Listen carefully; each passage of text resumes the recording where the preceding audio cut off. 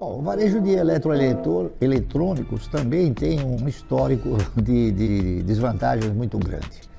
Nós tivemos inúmeras empresas que tinham uma atividade paralela, ou seja, nós tivemos, há não muito tempo atrás, uma empresa que chegou a ostentar um plano de investimento chamado boi gordo, não é isso? Que quebrou, tá entendendo?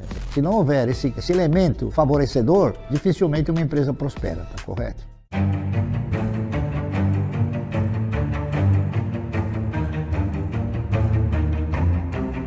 Setores de atividades que eu tenho procurado evitar são setores de atividade que historicamente demonstram que as empresas elas não mantêm um grande espaço de tempo, não duram muito tempo. Se vocês pegarem o histórico da maioria das empresas de aviação, por exemplo, nós tivemos a Real Transportes Aéreos, a Panair do Brasil, a Varig, a Cruzeiro do Sul, a Transbrasil, enfim, tivemos uma infinidade de ações de empresas de aviação. Agora, por que essas empresas elas têm assim essa característica de não se consolidarem dentro desse critério de perenidade? É porque elas não dependem delas, elas dependem exclusivamente de terceiros. Uma empresa de aviação, ela depende do aeroporto, que ela tem que pagar, ela depende do combustível, ela depende da manutenção dos equipamentos, que nem sempre são feitos aqui no país, ela depende também da regulamentação, do preço das passagens, enfim, ela tem um sem número de controles que nem sempre ela consegue gerenciar. Por isso, eu acho que ela não se enquadra numa empresa que tem essa condição de perenidade, tá certo? O setor, ele pode ser perene, mas as empresas, elas não são perenes. Porque eu acredito que nós sempre teremos o setor de aviação, mas não com as mesmas empresas. O setor de construção é um setor que a maioria das empresas que estão listadas nessa atividade são empresas que não possuem patrimônio. A grande realidade é essa. Eles utilizam o quê? Utilizam o caixa do próprio adquirente para edificarem as construções, né? Principalmente quando são construções de residências, né? Isso pode não ser o mesmo caso na questão de construções de galpões ou de lajes corporativas, mas de qualquer maneira o conceito é mais ou menos o mesmo. Eles vão depender sempre ou de uma aquisição ou de uma locação.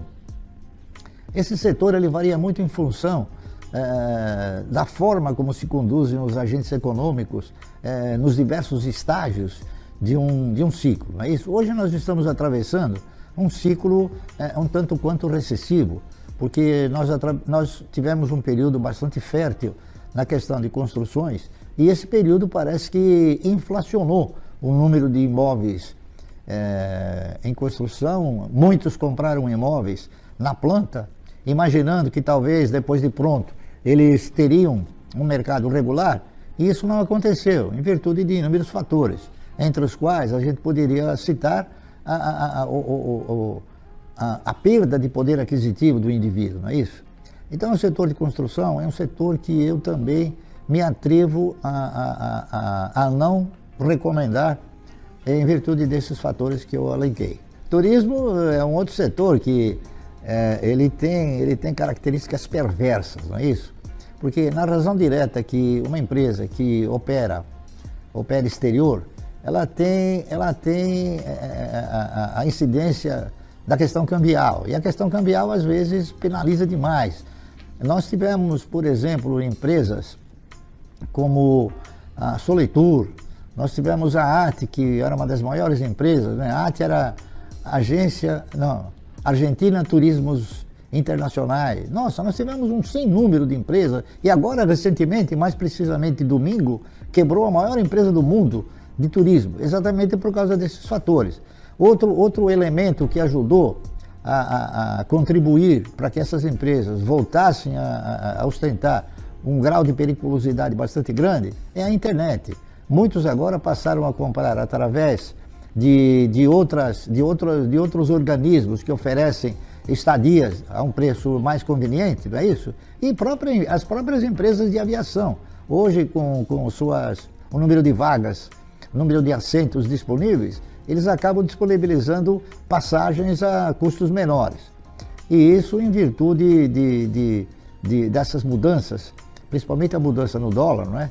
E também a questão dos financiamentos.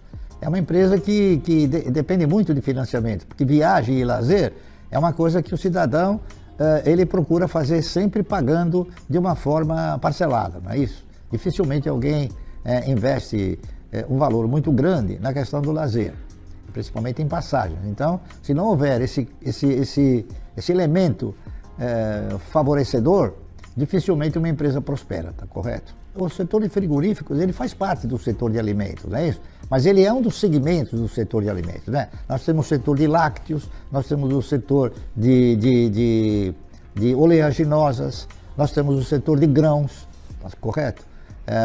Acontece que o setor de frigoríficos, ele em muitas ocasiões, ou pelo menos em algumas ocasiões, ele acaba sendo assim, não preferido por pessoas que têm assim preferências, né?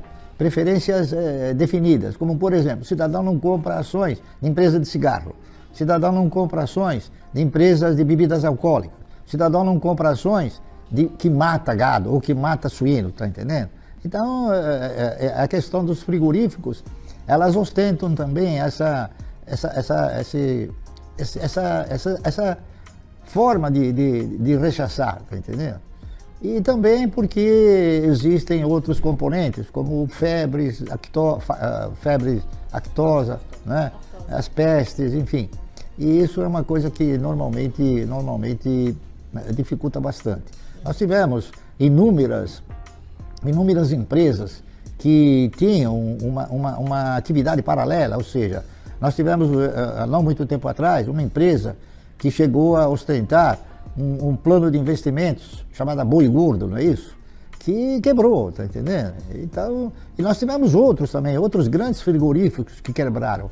Por exemplo, nós chegamos a ter um frigorífico, um dos maiores do país, chamado Tião Maia, que também quebrou, entendeu? E assim sucessivamente. A própria Sadia, num determinado momento, ela acabou tendo problemas seríssimos em função do quê? Em função de derivativos cambiais. Então, é mais um setor que, muito embora o setor ele ostente a condição de perene, muitas empresas não conseguem se firmar como empresas também perenes. Bom, o varejo de eletrônicos também tem um histórico de desvantagens muito grande. Eu poderia elencar 3 ou 4, Casa Centro, Eletroradiobras, Gearonson, não é isso? E Clipper, Mesbla, Mapping, enfim, Ultralar, todas essas empresas que tinham como atividade eletroeletrônicos, principalmente linha branca, não é isso? Foram empresas que não conseguiram se sustentar. O senhor Gears, que era o Gearonson, não é isso? Ele em uma ocasião, conversando com ele foi claro, ele disse que realmente era um setor bastante difícil de se consolidar, porque num país como o nosso, que ostentava uma inflação muito grande, períodos com inflação grande, você comprava uma geladeira por R$1.000 e vendia a geladeira por R$1.500 em 10 parcelas. Ao termo do 6º mês, você estava pagando a geladeira nova por R$1.800. Então, quer dizer, você tinha que sistematizar um aporte de capital de giro sempre constante. Por quê? Porque a venda ela não conseguia contemplar a compra futura. Então, é também um setor de atividade que me agrada muito pouco e que eu sistematicamente não invisto em virtude desses fatores.